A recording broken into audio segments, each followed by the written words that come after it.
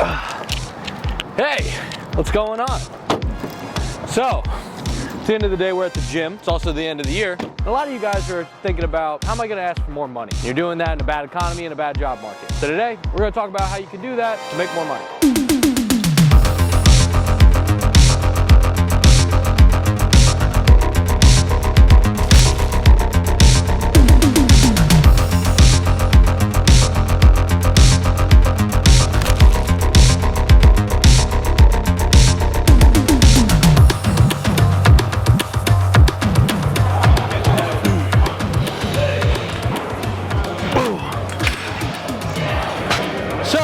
My number one thing you need to do when you start asking for money is know your worth, know your value, and be able to state your value in a quantifiable manner.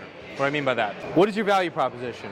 What are the things that you have done thus far that you can literally turn into numbers that either turned into dollar signs or saved dollar signs? When I think about this, when I sat down with my employer, I literally quantified numbers that I was able to produce by my direct actions or my ability to set things up to then allow them or him or whatever the team was to individually execute, right? So when you think about, I want more money, you need to show them exactly why you deserve more money. So the easiest way to do that is to create your value proposition. I would make a bullet pointed list of everything that has happened thus far in the year prior, of things that you've been able to execute on a consistent basis to create more money.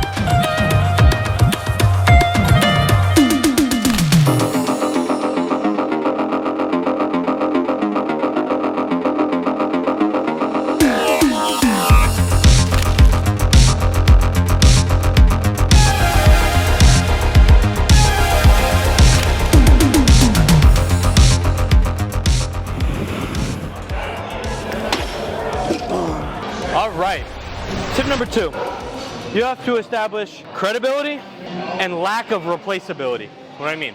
You have to be credible through your actions, what you do, the things you say, meaning that you deliver upon the things you say you're going to deliver. Meaning that you say when a task is going to be done end of day or end of week, it actually got done end of day or end of week. Not excuses or things that you maybe said were not possible. You got the job done, you got the work done, and you didn't make an excuse about it. Now, replaceability. Mainly everybody's replaceable. But how do you psychologically create a level of fear of you being gone, right? Do you make your employer nervous that you will not be there? Meaning that you are not replaceable. Your presence is intangibly valuable to your employer.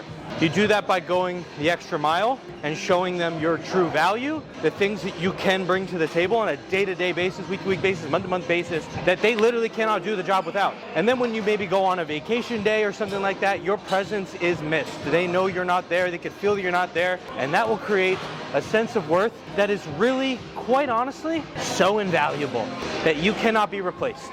So make sure that you not only are a person, man, woman, of your word, or that they have now known the job with you in it, so much so and cannot imagine you out of it, that they only have to pay you to stay.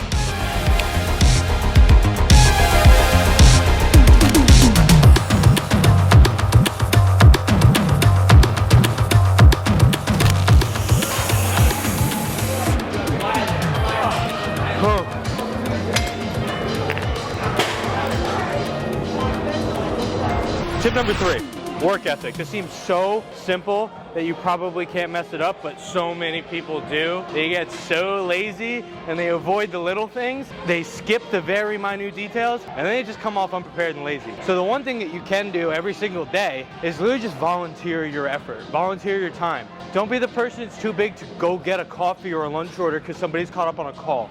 Don't be the person who doesn't volunteer to take on a task. Those little things go miles, especially when you're writing down and keeping track of all the things that you're doing in a month, right? Like, I'm deleting tasks as I get through the month. The more in volume and in quality that I can get on my list, the more things that get done, the more I can translate to monthly production. So literally work ethic, credibility, those things go hand in hand. People will value your time, your input, and your ability to just get shit done. What I always tell people is be a volunteer. Be somebody who says, yes, I'll take that on, and just be the person who shows up early and leaves a little late. Just puts in the extra minutes and moments and just a little bit of effort to go the extra mile.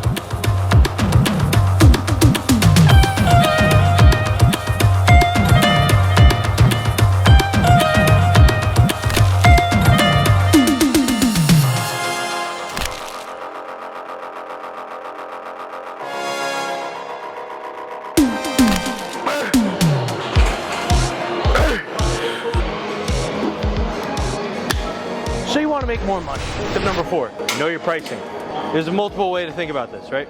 One way, you think about, how does the rest of the market price me and my role? Other people comparable to me with my skill set, years of experience, yada yada. How are they being priced versus what I'm being paid? And how do I get up to at least there or break that barrier?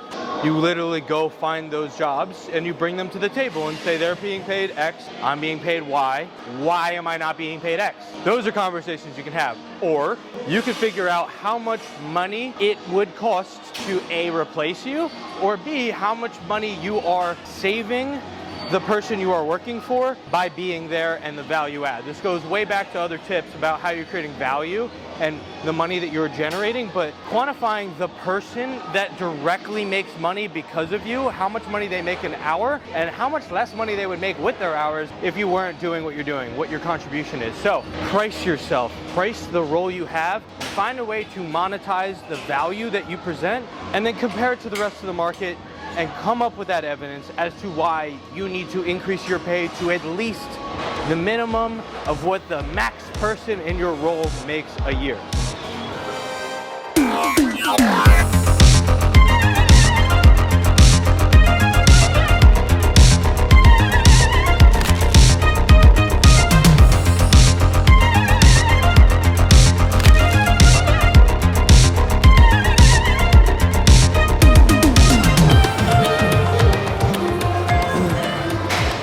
You've explained why you should be paid for the things that you've done, but maybe you should set some goals and let them know what those goals are and how you're going to hit them. So while you're in this meeting, performance meeting, if you will, you're going to say how you performed, why you believe the value you state you are is, and what you're going to achieve in the future, in the near future, in the immediate future, in the long-term future. What are your goals, your plans, and your ability to present yourself as a high achiever?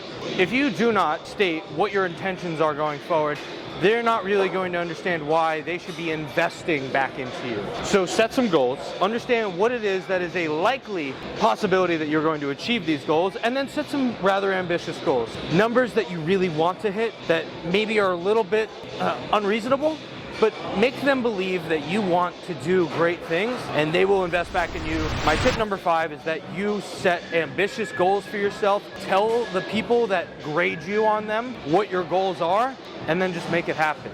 Those are the 5 tips of how you're going to tell them how much you are worth, why you should be paid what you're going to be paid, and how you're going to make more money in the future.